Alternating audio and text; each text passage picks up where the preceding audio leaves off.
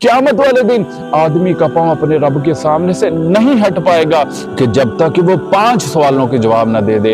एक सवाल के जवानी कहाँ गुजारी है। तो नौजवानों, अपनी जवानियों की कदर करो, अपनी जवानियों को अल्लाह और उसके रसूल के लिए खालिस कर दो। असहाबे कहफ चंद नौजवान थे जो अल्लाह की तौहीद की खातिर बादशाह के सामने खड़े हो गए थे। अल्लाह फरमाते हैं इन्नहुम फित्यतुन आमनु बिरब्बिहिम वज़िदनाहुम हुदा। जब वो खड़े हुए तो अल्लाह रब्बुल इज्जत फरमाते हैं हमने उनको हिदायत में ज्यादा कर दिया। व रबतना अला कुलूबिहिम, हमने इनके दिलों को मजबूत कर दिया कि वो अल्लाह के रास्ते में खड़े रहें। हजरत इब्राहीम अलैहिस्सलाम अकेला था, लेकिन अल्लाह फरमाते हैं इब्राहीम काना उम्मतन कानितन लिल्लाहि हनीफा।